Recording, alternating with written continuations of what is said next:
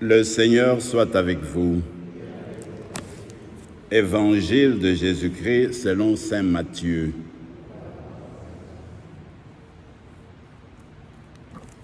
En ce temps-là, Jésus disait à ses apôtres: « Sur votre route, proclamez que le royaume des cieux est tout proche. Guérissez les malades, ressuscitez les morts, purifiez les lépreux, expulsez les démons. Vous avez reçu gratuitement, donnez gratuitement.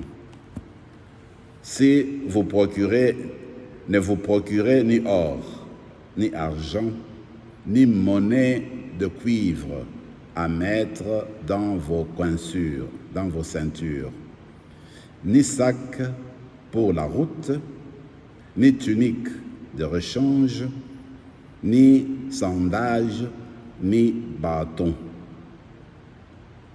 L'ouvrier, en effet, mérite sa nourriture. Dans quelque ville ou village où vous passerez, informez-vous pour savoir qui est digne de vous accueillir et restez là jusqu'à votre départ. En entrant dans la maison, saluez ceux qui l'habitent. Si cette maison en est digne, que votre paix vienne sur elle. S'il n'en est pas digne, que votre paix retourne chez vous. Si l'on ne vous accueille pas, et si l'on n'écoute pas vos paroles, sortez de cette maison ou de cette ville et secouez la poussière de vos pieds. Amen, je vous le dis, au jour du jugement, le pays de Sodome et de Gomorrhe sera traité moins sévèrement que celle de cette ville. Acclamons la parole de Dieu.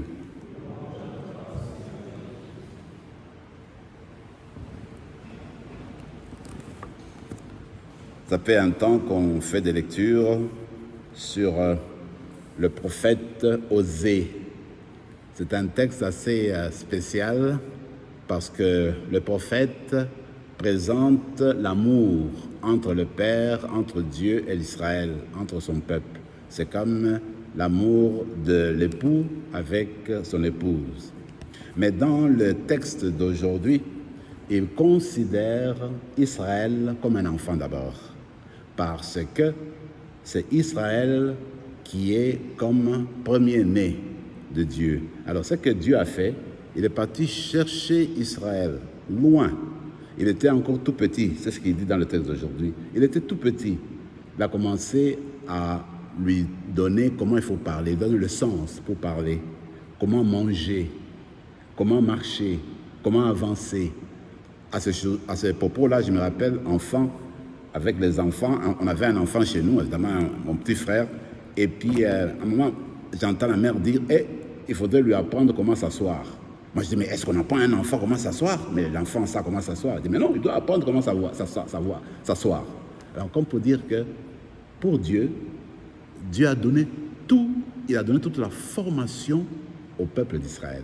Alors maintenant, il dit, j'ai tout donné à Israël, mais Israël m'a retourné le dos. Il a tourné son dos. Il a refusé de suivre les commandements, de suivre la voie que Dieu donnait.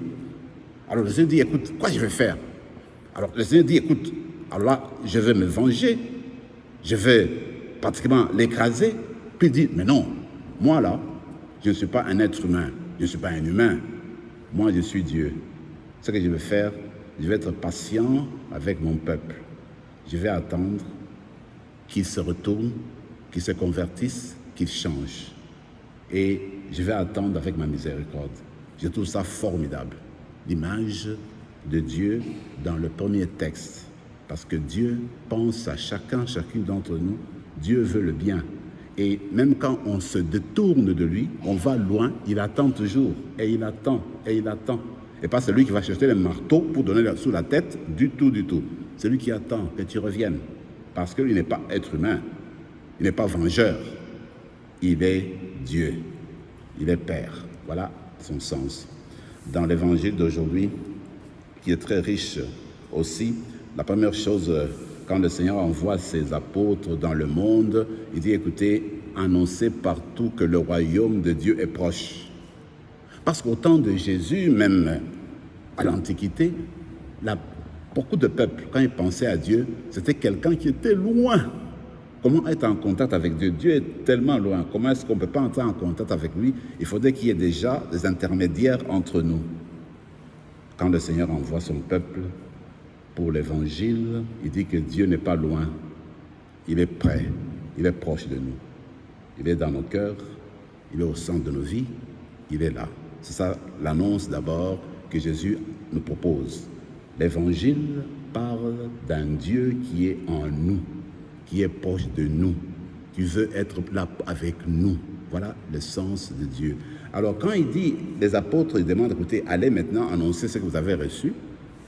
La première chose que je peux garder, la deuxième chose, c'est qu'il dit, écoutez, vous n'avez pas besoin de chercher, d'avoir un bâton, d'avoir des sandales, etc., etc. Qu'est-ce que ça veut dire?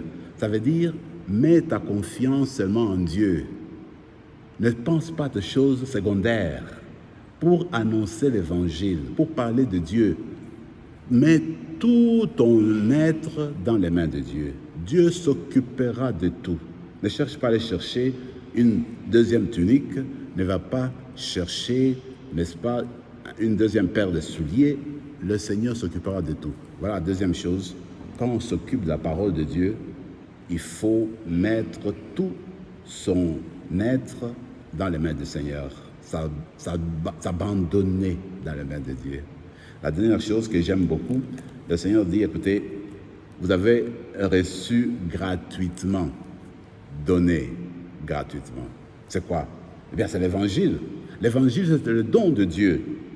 Eh bien, les sacrements, c'est un don de Dieu. La vie, c'est le don de Dieu qui, on peut dire, mérite d'avoir tout ce que nous avons maintenant. Tout est venu de Dieu.